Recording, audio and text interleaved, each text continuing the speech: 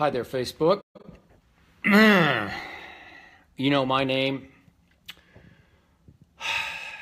You know our show, Undisputed. It'll be live tomorrow, unfortunately for me, at 9:30 Eastern Time until noon Eastern Time on Fox Sports 1. I usually allow my little daughter, quote unquote, my little year-old Maltese, Hazel, a little cameo, but Ernestine, my wife, and I decided maybe not such a good idea. She's a little skittish because she knows I'm not in a very good mood, so we decided best to keep her out of harm's way. Not that I've ever hurt her, but she's just a little intimidated by what went on.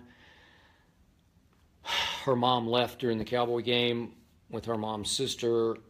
It's like 95 degrees here in Los Angeles on Thanksgiving, if you can believe that. And they try to leave me alone during the Cowboy game, so they went for, I think, a long walk, or they went to Century City Mall. I'm not sure what they did, but it was just Hazel and I watching the Cowboy game, and she knew Dad wasn't very happy. So, back to the drawing board.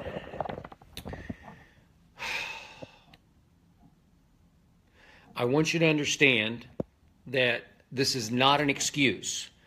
I will hit Shannon Sharp right between the eyes with this as we open Undisputed tomorrow morning at 6:30 a.m. here in Los Angeles, 9:30 Eastern Time. But you realize now, this is just a fact. Sean Lee is the driving force of the defense. You heard Tony Romo say that once again on CBS. I've been saying it for years. He is the heart, the soul, the quarterback, the inspiration, the leader, the signal caller. He's the Tom Brady of their defense in that he can read the offensive play before the ball gets snapped. He can get people lined up, and he's always in the right place at the right time.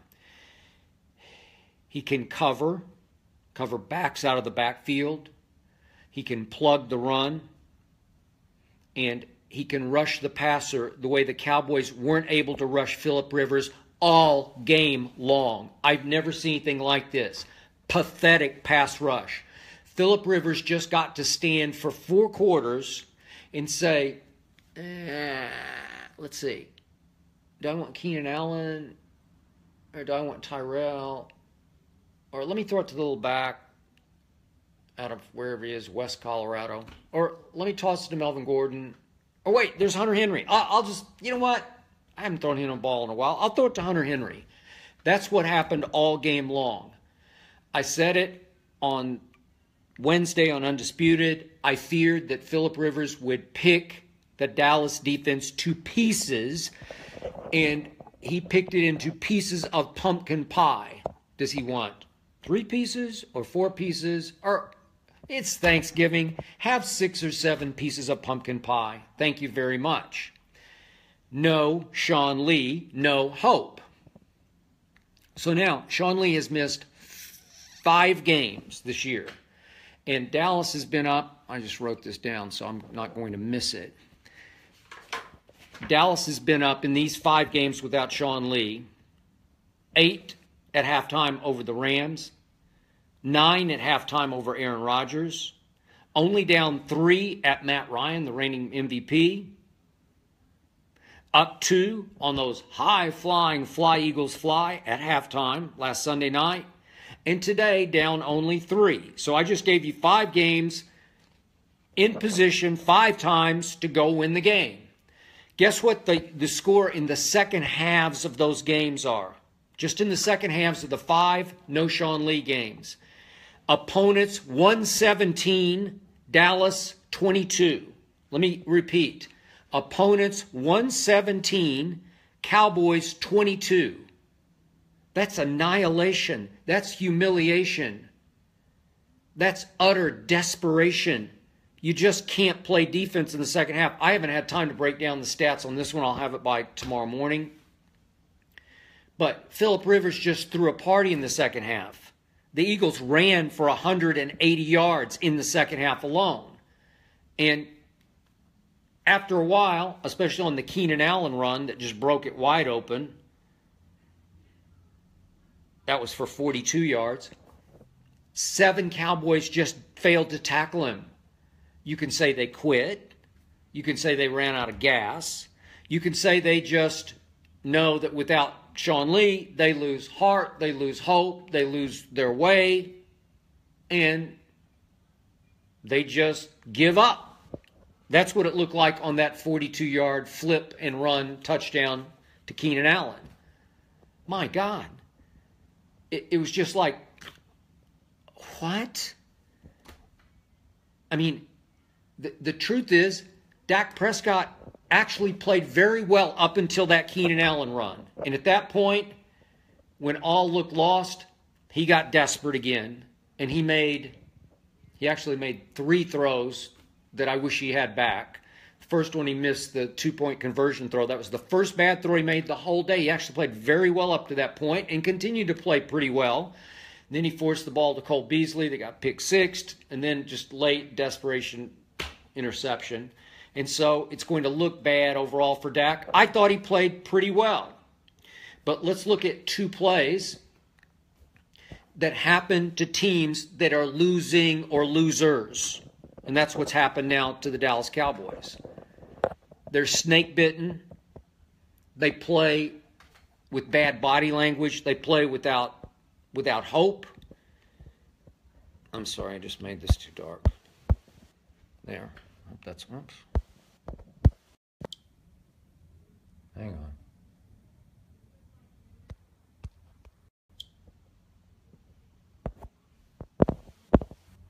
There. I'm sorry. I don't know what I just did wrong, but I did something wrong. Let me turn and get a little more light on the subject. So, 2 loser plays. Number 1, first half. Jordan Lewis, rookie corner, 3rd rounder. Should have been a late first rounder out of Michigan. You just have to intercept the ball. I know it went up into the sunlight, the shaft of sunlight. You just have to catch it. If you catch it, it changes the whole momentum of the game. All of a sudden, the stadium springs back to life. Dak springs back to life. The offense might say, okay, here we go. We finally got a turnover. I said in the Facebook Live before the game, if Dallas can force 2 turnovers and not turn it over at all, I think they could win this game. I felt a lot better about this game than I did about the Philly game on Sunday night. I thought they had no hope in that game. But I thought, they got a chance. But they got to make some breaks. Well, Phillip made it for them. Phillip Rivers, he just threw it up for grabs to Jordan Lewis. It wouldn't have been an easy catch, but it's just a catch you got to make, especially if you want to get on a roll and break the snake-bitten roll. And he just failed to catch it. I don't know. And then they finally called the read option for Dak to keep it off tackle. And he breaks it for a touchdown, and all of a sudden, they're back in business.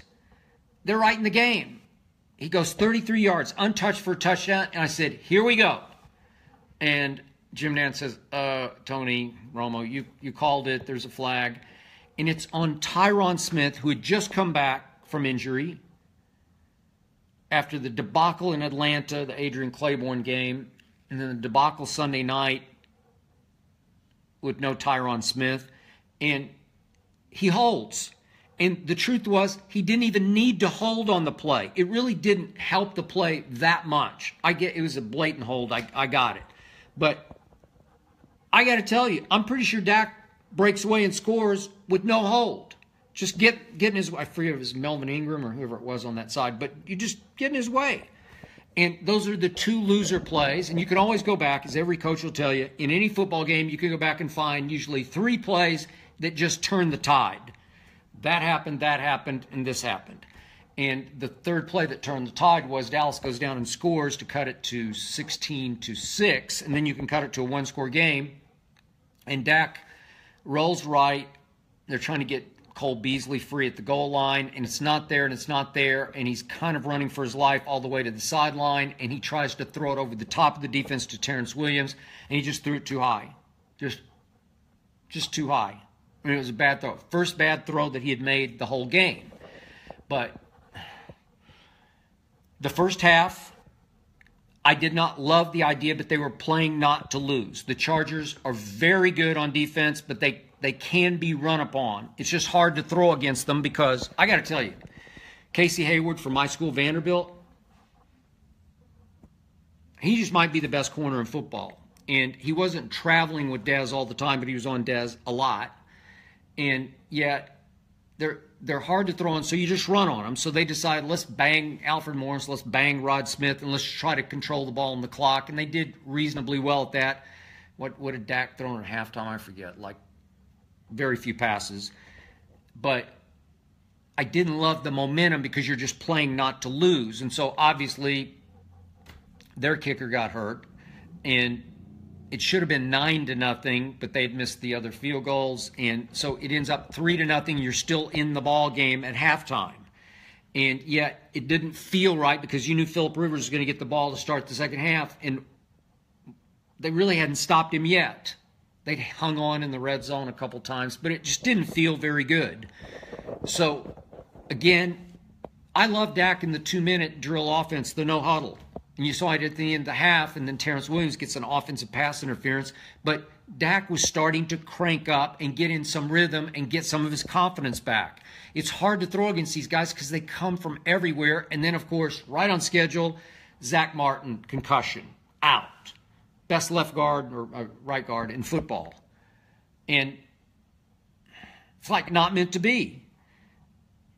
And yet I thought, do you want to play this game to win it or to lose it? And when finally they were forced to let Dak throw, I thought he threw the heck out of it. I thought he threw very well.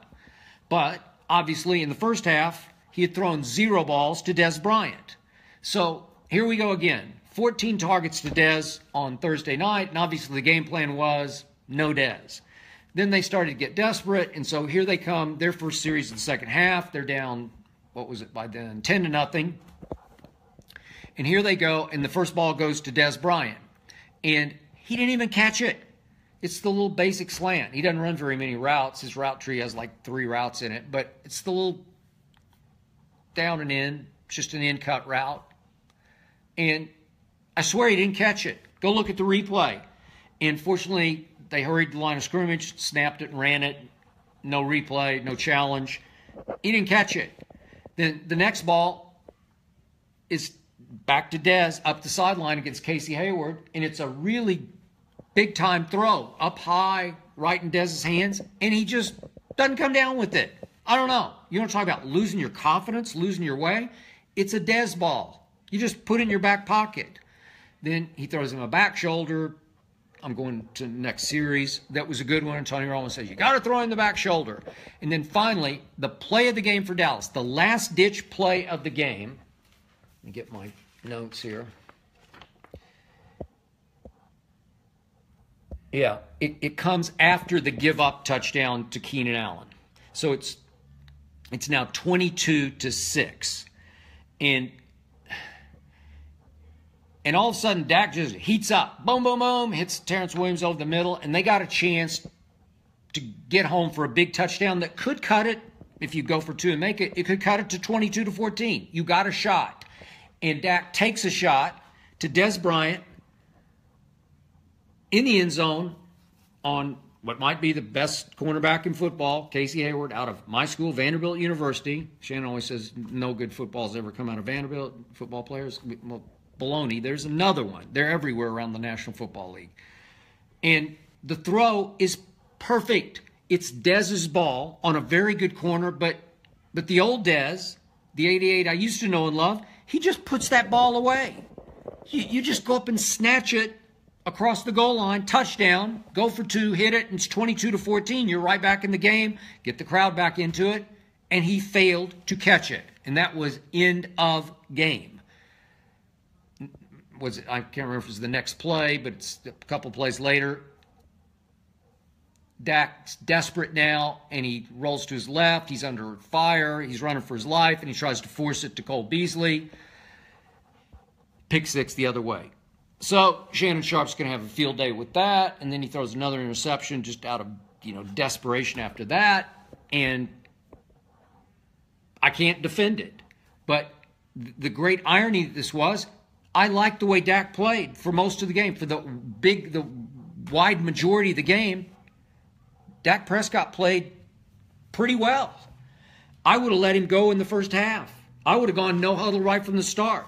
Just overcome your defense. There are two ways to do it. You can go slow death or fast death. I would have gone fast death. But that's just me because I believe in Dak Prescott. But it's just hard to win when Phillip Rivers can do whatever he wants to do. And again, remember, I love the Chargers. I loved them before the year started. I picked them to win the West. And Shannon actually didn't laugh. I shocked him with the pick, the AFC West. He picked the Broncos, of course, just the way he picked the Giants to win the NFC East. But who's bringing that back up? And yet, I thought the best defense in the AFC West wasn't going to be Denver's without TJ Ward. I thought this one was coming. And remember, they lost Jason Verrett, who's one of the top 5 corners, early in the year. And they lost their first 4 games because the first 2, the kicker, whose name escapes me, rookie kicker, missed 2 late field goals, a walk-off against Jay Cutler and one that would have sent the game to overtime at Denver that they had all the momentum in. I think they would have won that game. So they cost themselves 2 games kicking. They're really good. Phillip Rivers is really good. Keenan Allen is really good. Melvin Gordon is really good. Their offensive line just stoned the Cowboys' pass rush today. Just stoned it. I don't know where it's been. That's 3 straight games. You seen any DeMarcus Lawrence? Nope. Seen any David Irving? Nope. Sorry. They try to blitz. They don't have any. I don't know. Orlando Scandrick used to be like a great go for broke sort of blitzer, kamikaze blitzer. And I don't know what's happened. He just doesn't get home. Nobody gets home.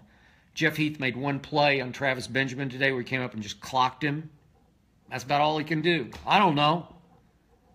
Defense is just terrible without Sean Lee. With Sean Lee, as Tony Romo said today, they can be decent to good. That's what they can be. And last year, they were just flat out good. They wound up 5th in the NFL in scoring defense. 5th? Points allowed. 5th. That's pretty great. And they won 11 straight games. Have they missed Ezekiel Elliott? Yeah, some. I thought Alfred Morris ran pretty well today. Is he Zeke? Heck no, he's not Zeke. Could they have won today if they just made 2 or 3 key plays? I don't know. No Sean Lee, no hope. I don't know what to do. I conceded 2 weeks ago. After the Atlanta game, I just said, it's just over. Philly's going to win the division. Philly's on such a roll. They built up such a lead. They're so padded in their schedule. Now Seattle's falling apart. Rams aren't quite as good as I thought they were going to be for a while. It looks like Philly's probably going to have 2 home playoff games to get to the Super Bowl. So I can see just not meant to be. Tears me apart. I mean, there's a long shot chance Dallas could creep back into this. What are they, 5 and 6? I don't know.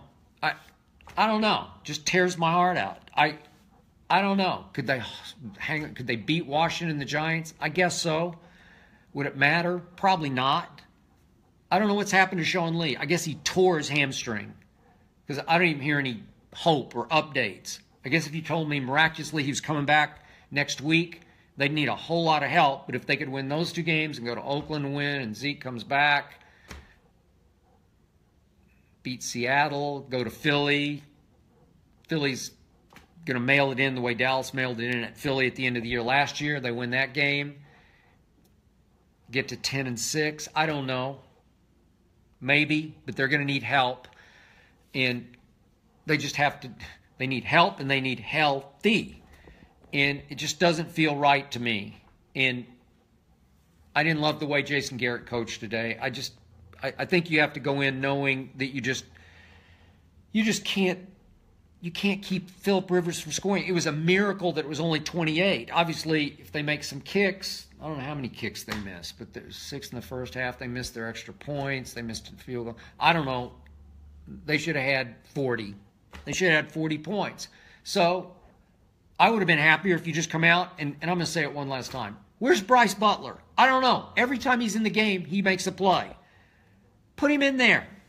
He's your best receiver. Seriously, he's the best receiver on the team. He's 6'3", 220, and he runs 4.4. I don't know. They don't utilize him. That's what I would have done. I would have just pulled out all the stops and said, bombs away, sink or swim. It's Thursday afternoon, Turkey Day, Texas Stadium. I'm sorry, Jerry World. I grew up in Dallas. I mean, my early career in Dallas. I went to so many Thanksgiving Day games at Texas Stadium. I ate a lot of turkey dinners there. And by the way, Ernestine, her sister, and I are going to have Thanksgiving, and we decided to hold out off until after the Cowboy game. Because remember, it's earlier here, 3 hours earlier. So the game started at, what, 1:30 to 4:30. I don't know what time it is now, but we're going to eat about right now. And I'm just sick to my stomach. I've lost my appetite. So I'm not real keen on eating anything. I'll just watch them eat. Maybe Hazel. We don't feed people food, but maybe because it's Thanksgiving, she can have mine. I don't know. I just don't see any hope, and I have been beating the drum for Jerry Jones to go sign Darrelle Revis, go sign Cromartie, their best buddies. Put them in there. Let the kids grow for a while. Get some veteran Hall of Fame presence in the secondary that would scare Phillip Rivers a little bit. Nope. That's it. Revis signs with Kansas City, and watch. He'll play very well for Kansas City. Just watch. Now, he's talking about how he and Marcus Peters make a fine tandem, and I think they will. That was a big win-now move for the Chiefs, and Jerry fiddled while Rome burned on defense. It just got burned and got burned and got burned, and they're just not good enough without Sean Lee, and it's like Rod Marinelli's the star of the defense, or his system, and there are just so many kindergarten cogs in the defense that Phillip Rivers is saying, seriously? Thank you, and thank you very much. And I'm going home to eat Thanksgiving dinner with my wife and my 8 kids. That's Phillip Rivers. He's going to be a very happy man tonight, thanks to what's left of the Dallas defense. So, in the end, did Dak play great? No. Did he stink it up at the end? Yep. Did he play well enough to win for a while? He sure did. I'm sorry. No Sean Lee, no hope. Very close. But cigar is not for me, but for Shannon Sharp. Just wait until tomorrow. Just see he's got some big stunt planned. I don't get it. Shannon Sharp, Twitter prisoner. He's like, does anybody know the Woody Allen movie Zelig? That's Shannon Sharp, where Zelig in the movie just becomes whoever he's with. He just sort of is like a chameleon. He turns into what the crowd around him wants him to be. So I think Shannon's turned into what Twitter wants him to be, which is, I don't really get it, but like Uncle Shannon out on the front porch. I don't know. He, out of one side of his mouth, he talks about he's a fitness nut. Not sure about that. Out of the other side of his mouth hangs a Black and Mild. And tomorrow, he's got Black and Milds. He's got cups of Henny Hen Hen. Really? But it's his time. It's his turn. He's now jumped aboard and is driving the Philadelphia Eagles once-in-a-lifetime bandwagon. Way to go, Shannon Sharp. I can't say I can't wait, but I am going to, once again, fight him to the death tomorrow, and I predict I will win what we call the A block, in which we will talk about Cowboys-Chargers. So, watch what happens tomorrow morning, 9:30 Eastern, 6:30 here Pacific. I'm coming to you from West Los Angeles. I hope I didn't make my screen too dark for you here. I'll get a few hours of sleep, maybe no hours of sleep. I will be up at 2 o'clock in the morning West Coast time, as I always am. I was always up at 5 for first take, and I'm always up at 2 a.m. here, cramming, prepping, plotting, planning my arguments so that I will once again win every debate. And I will be ready to rock at 6:30 a.m. Pacific time tomorrow, Undisputed, live on Fox Sports 1. I will see you then. Good night, Facebook.